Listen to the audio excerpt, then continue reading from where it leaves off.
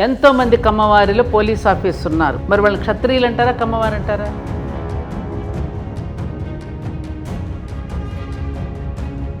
ఇప్పుడు నేను మొన్న మాట్లాడనేది సందర్భం వచ్చింది కాబట్టి నన్ను పిలిచారు. ఆ సమయంలో నాకు పెద్దలు మనకి ఏం చెప్పారు, అది చెబితే ఇన్స్టాగ్రామ్లో డబ్బులు ఇచ్చి మరీ తిట్టించిన వాళ్ళని కూడా ఉన్నారు. కులాల మధ్య చిచ్చులు పెట్టి అలాంటి సినిమాలు తీసి వీళ్ళు డబ్బులు సంపాదించుకోవడం కోసం అట్లాంటి సినిమాలు తీసి పిచ్చి పిచ్చి కామెంట్స్ పెడుతూ పిచ్చి పిచ్చిగా మాట్లాడుతున్నారు. ఇష్టం వచ్చినట్టు మాట్లాడతారా? మాట్లాడు ఎవరైనా ప్రశ్నించే వాళ్ళు మరి క్యారెక్టర్ అసాసినేషన్ చేస్తారా?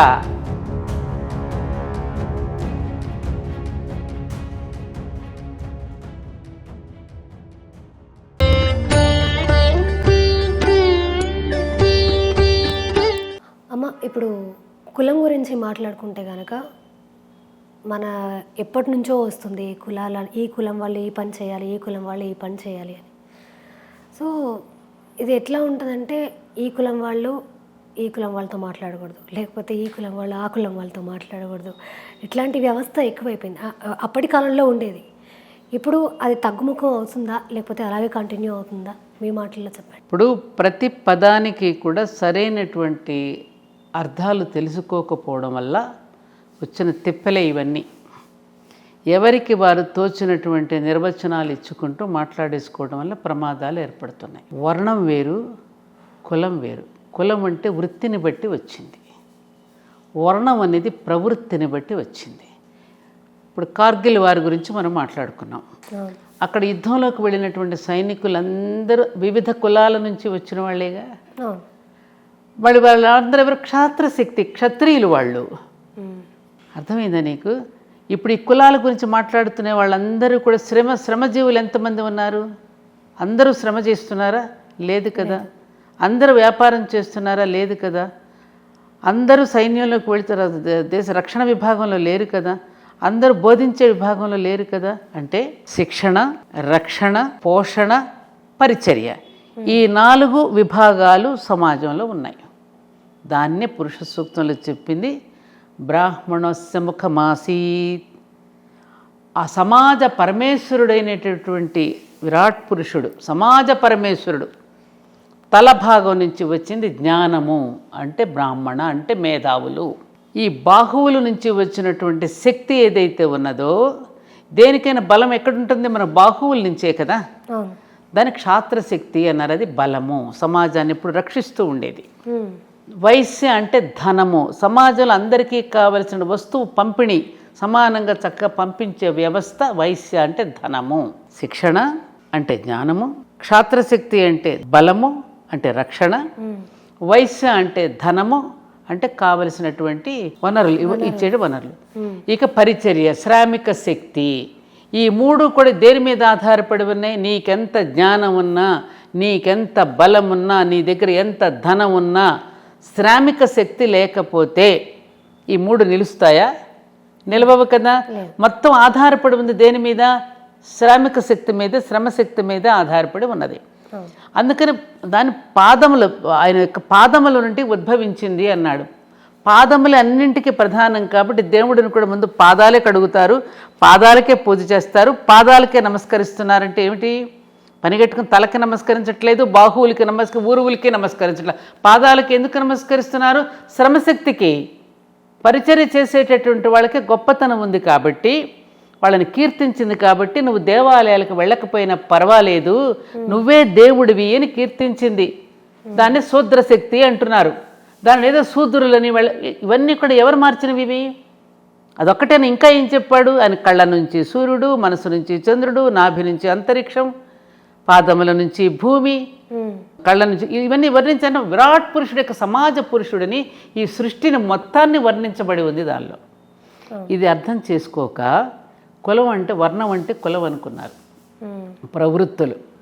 ఇప్పుడు మా వారు మిలిటరీలో ఉద్యోగం చేశారమ్మా, ఆయన కమ్మవాడు ఎలా అవుతాడు? కాడు కదా. కర్మ చేసేవాడు ఎవరు? శ్రమశక్తి ఎవరైతే చేస్తున్నారో, కాపు కాస్తున్నారో, ఎవరైతే వ్యవసాయం చేస్తున్నారో, వ్యవసాయము అంటే ఏమిటి? కృషి. ఎవరైతే కృషి చేస్తున్నారో అట్లా గుంపుగా పేర్లు వచ్చాయి. కార్పెంటర్కి ఆ పేరు ఎందుకు వచ్చింది? కమ్మరి అని ఎందుకు వచ్చింది? కుమ్మరి అని ఎందుకు వచ్చింది? చాకలి అని ఎందుకు వచ్చింది? ఏ వృత్తితో అయితే పిలవడదు ఆ వృత్తితో పిలువబడ్డాం. లాయర్లు అందరూ కలిపి ఒక వృత్తి చేస్తుంటే లాయర్స్ కాలనీ అని పెట్టుకుంటున్నారు. డాక్టర్స్ అందరూ ఒక చోట కాలనీ కట్టుకుని డాక్టర్స్ కాలనీ అంటున్నారు, జడ్జెస్ కాలనీ అంటున్నారు, ఛాంబర్ ఆఫ్ కామర్స్ అంటున్నారు. అలాగే కమ్మరిగూడెం, కుమ్మరిగూడెం, చాకలిగూడెం, ఇవన్నీ గూడాలన్నీ ఒక చోట ఒక కాలనీలుగా వాళ్ళు ఎలా కట్టుకున్నారో ఇప్పుడు చదువుకున్న వాళ్ళు ఈ పేర్లు పెట్టి కాలనీలు కట్టుకుంటున్నారా లేదా? కాబట్టి ఒక వృత్తి చేసే వాళ్ళందరూ ఒక వృత్తిలో పని చేసేవాళ్ళని ఒక గుంపు, అదే కులము అయ్యింది. అయితే కులం ఆ కులాలను ఎలా వినియోగించుకున్నారు వాళ్ళు? ఒక కుమ్మరివాడు ఉన్నాడమ్మా, అతను ఏం చేస్తాడు? వివాహ వ్యవస్థలో కుమ్మరి అమ్మాయి కోడల్నే తెచ్చుకుంటాడా, వేరే అమ్మాయిని తెచ్చుకుంటాడా? ఎందుకు తెచ్చుకుంటాడు? తన వృత్తిలో సహాయపడుతుంది. వాళ్ళ ఆహారపు అలవాట్ల దగ్గర నుంచి జీవన విధానం దగ్గర నుంచి వాళ్ళకి ఒక సపరేషన్ ఉంటుంది ఏ కులానికైనా. ఆ అమ్మాయి ఇక్కడ ఇంటికి వచ్చిన కోడలు కూడా ఆ కుండలు చేసే దాంట్లో భర్తకు సహకరిస్తుంది. రక్తనిష్టగా ఉన్నటువంటి బోరన్ ఎంప్లాయ్మెంట్ ఏదైతే ఉన్నదో అది అభివృద్ధి చెందుతుంది. వృత్తి విద్యలు అభివృద్ధి చెందడానికి ఏ కులంలో వాళ్ళు ఆ కులంలో వివాహాలు చేసుకోవటం అనే సౌకర్యాన్ని వినియోగించుకోమని చెప్పారు తప్ప కులాలతో పోట్లాడుకోమని చెప్పలేదే. పరాశర మహర్షి ఎవరు? సత్యవతి ఎవరు? వ్యాస మహర్షి ఎవరు? అలా చూసుకుంటే మనం ఈ కులం అనేది సౌకర్యమే వినియోగించుకోండి. ఇందులో ఉన్న ఇప్పుడు ఎలా లేదుగా. ఇప్పుడు గ్లోబలైజేషన్ వచ్చిన తర్వాత అట్లాంటిది ఏం లేదు కదా. మరి అలాంటప్పుడు ఇంత చదువుకుంటున్నామని చెప్పిన ఒక కులం మీద ఒక ద్వేషాన్ని పెంచి ఒక కులాన్ని ఏదో తిట్టాలని చెప్పి ఒక కులాన్ని పనిగట్టుకుని దూషించటం అనేది కరెక్టా? కాదు. కరెక్టా? ఈ చెప్పేవాళ్ళు తిట్టే వాళ్ళందరూ కూడా వాళ్ళని అభిమానించుకోకుండానే ఉంటున్నారా? ఆత్మవంచన కాదు ఇది. కాబట్టి ఒక పని చేసేటటువంటి వాళ్ళు ఒక డిమాండ్ చేయడం, జూనియర్ డాక్టర్స్ అంతా కలిపి ఒక్కోసారి ఎందుకు సమ్మె చేస్తున్నారు, ఒక నిరసన ఎందుకు తెలుపుతున్నారు, వాళ్ళకి ఏదో తక్కువైందని. అట్లాగే ఒక గుంపులో ఉన్నటువంటి వాళ్ళు ద్వేషించినప్పుడు, నానా విధాలుగా వాళ్ళని బూతులు తిట్టినప్పుడు, రకరకాలుగా వాళ్ళలో అంత మాత్రం పౌరుషాగ్ని లేవటం తప్ప అది కరెక్టా? ఒక కులాన్ని అలా పేరు పెట్టి ఆ విధంగా కుల స్త్రీలను పట్టుకుని ఆ విధంగా తిట్టడం ఇంకొకరు కరెక్టా? అది కాదు. వాళ్ళు ఎవరిని తిట్టలేదు కదా, ఎవరిని ఇప్పుడు వీళ్ళు ఎవరు అవమానించలేదు కదా. అలాంటప్పుడు ఎందుకు ఆ విధంగా మీటింగులు పెట్టుకుని మాట్లాడటానికి అవకాశం ఎవరు కల్పిస్తున్నారు? నిరసన తెలపడం అనేది ప్రజాస్వామిక హక్కు అనేది అందరికీ తెలిసిందే. కాబట్టి ఒకరిని పనిగట్టుకుని దాని మీద పెట్టి తిడితే తప్పకుండా ఎవరైనా బాధపడతారు కదా. కాబట్టి ఈ వ్యవస్థ అనేటటువంటి దాంట్లో దీనిని సరిగ్గా అర్థం చేసుకోలేక ఇది ఈ అంగరాజ్యం నుంచి రాజ్యాంగం అనేది రూపుదిద్దుకున్నదమ్మా. మన దేహంలో అనేక భాగాలు ఉన్నాయి. ఎందుకు ఇన్ని భాగాలుగా విభజించారు? నేను చెప్పినట్టుగా జ్ఞానము, బలము, బాగా అర్థం చేసుకోండి, ధనము, శ్రమ, ఈ నాలుగు భాగాలుగా విభజించబడింది సమాజాన్ని. ఈ విభజించబడినటువంటి సమాజాన్ని అనేక రకాలుగా సేవించుకుంటోంది. అలాగే మన దేహంలో కూడా చేతులు చేస్తున్న పని పాదాలు చెయ్యవు, కళ్ళు చేసిన పని నోరు చెయ్యదు, నోరు చేసిన పని ముక్కు చేయదు, ముక్కు చేసిన పని చెవులు చెయ్యదు.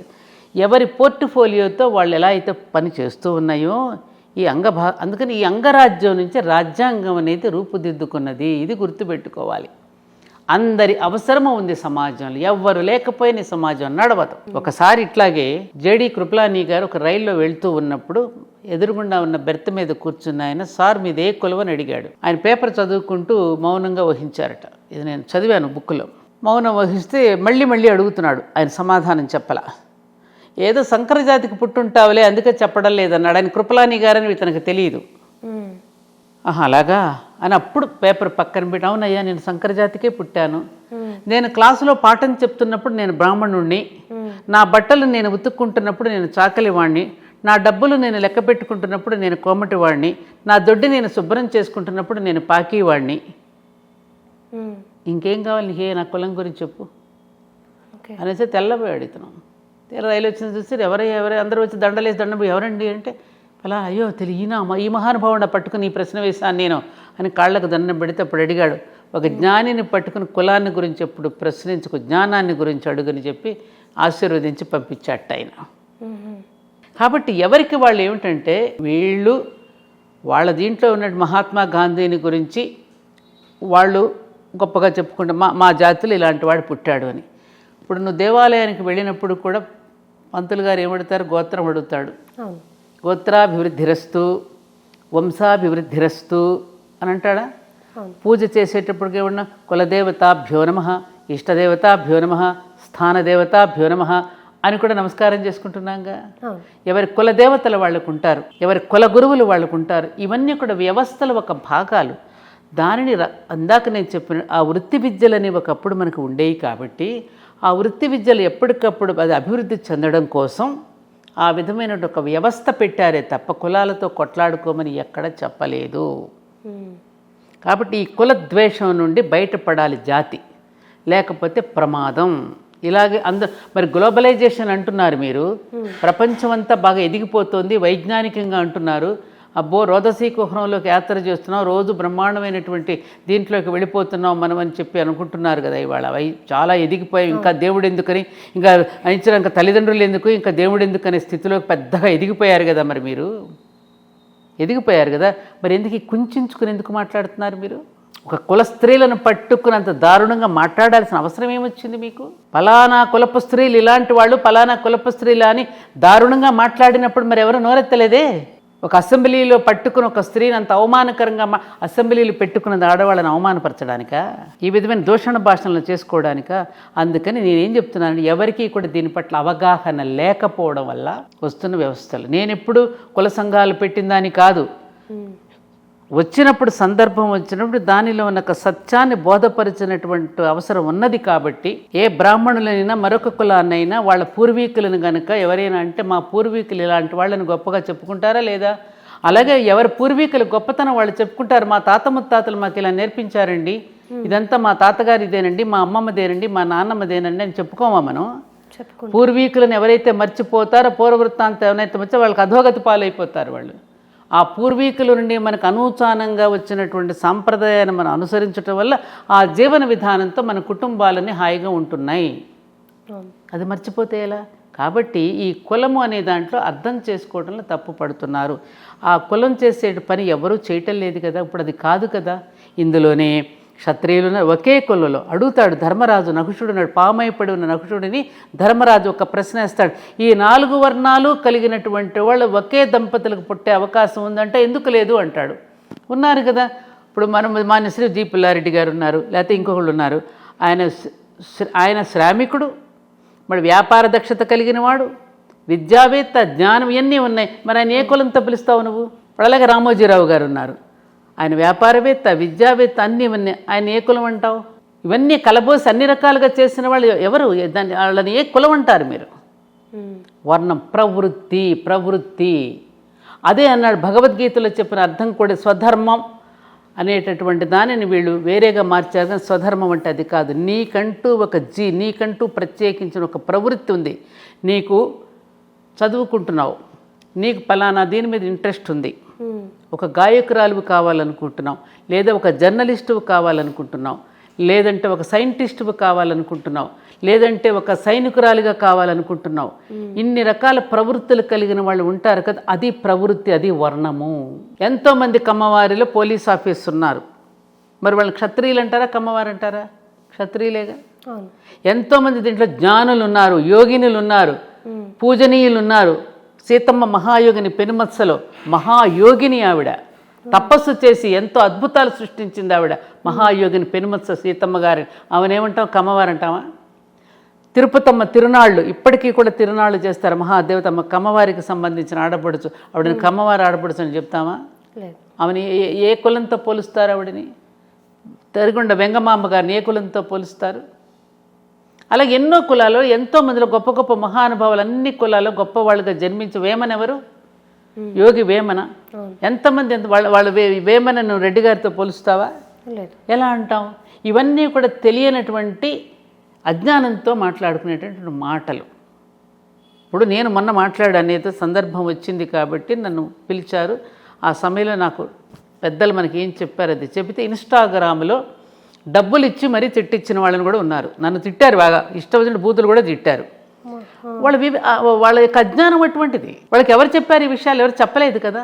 ఇప్పుడు మేము చదువుకునే రోజుల్లో చిన్నప్పుడు ప్రతిరోజు కూడా అమావాస్య కానీ, పౌర్ణమి కానీ, పండుగ కానీ అని వస్తే మా ఊరిలో పేరయ్య శాస్త్రి గారని బ్రాహ్మణులు ప్రతి ఇంటికి చక్కగా తిరిగి ప్రతి ఇంటికి జ్ఞానాన్ని బోధిస్తే వచ్చిన మా అమ్మ వాళ్ళందరూ కూడా చక్కగా తలస్నానం చేసి ఒక పళ్ళెం నిండా స్వయం పాకం పట్టుకొచ్చి వారికి ఇచ్చి పాదాభివందనం చేసి ముహూర్తాలు పెట్టించుకోవడం కానీ వివాహాలైతే వాళ్ళని సంప్రదించడం కానీ అన్నీ ఉండేవి.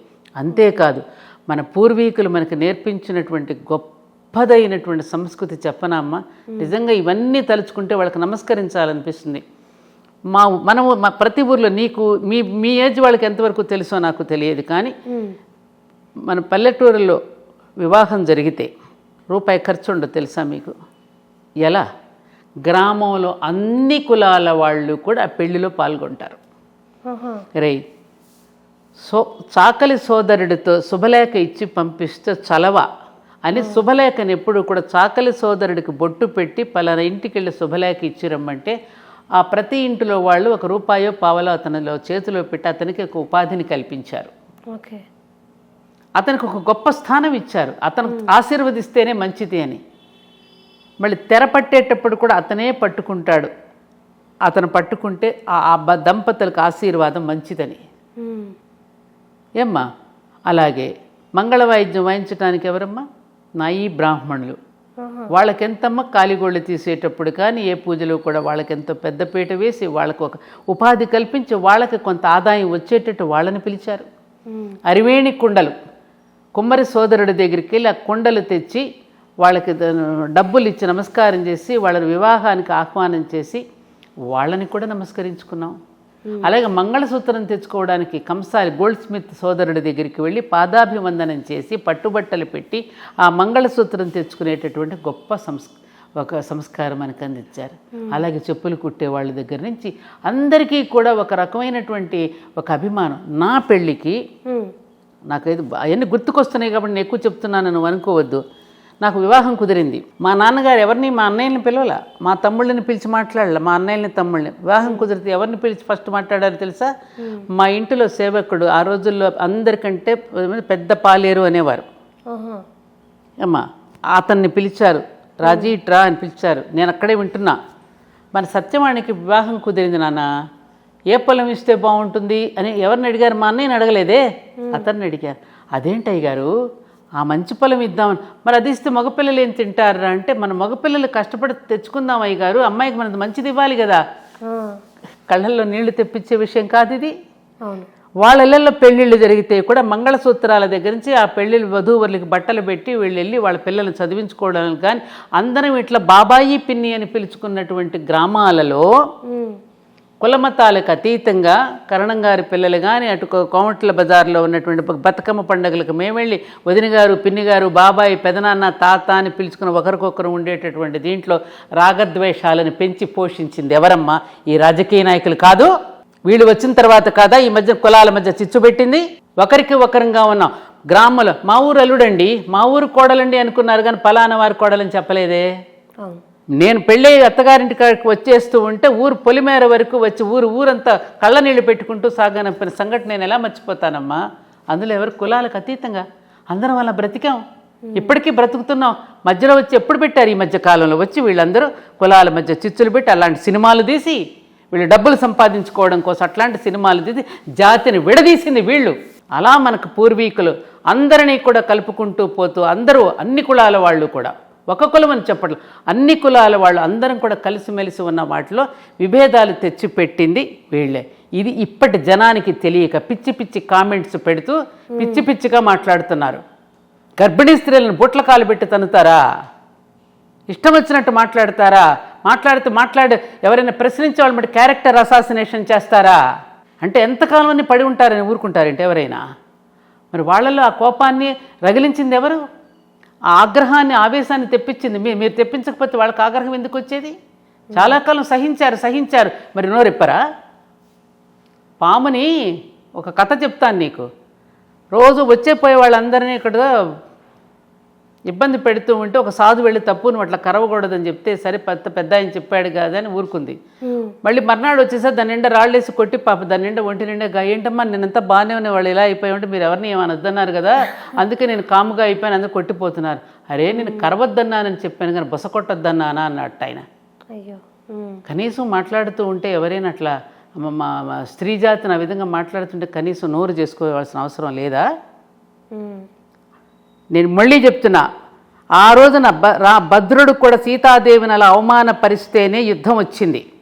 అమ్మా నన్ను క్షమించు అంటే ఏమనింది ఆవిడ, సమాజం నీకు స్త్రీలను గౌరవించడం నేర్పలేదు కాబట్టి నువ్వు అలా మాట్లాడావు భద్ర, నీ తప్పు కాదు, సమాజానికి తప్పు.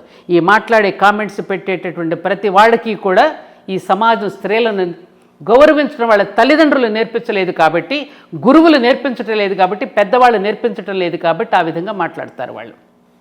ఎప్పటికైనా సంస్కరించుకోవాల్సిన అవసరం ఉన్నది. ఎవరిని ఎవరు నిందించకూడదు. ఎవరు లేకపోయినా సమాజం నడవదు. అదే నువ్వు జుట్టు పెరిగిపోతే ఎవరి దగ్గరికి వెళ్తావు? నీకు చిరాకుతో వచ్చేసి జుట్టు పెరిగిపోతే ఏ సోదరుడి దగ్గరికి వెళ్తే నీకు సహకరిస్తున్నాడయ్యా?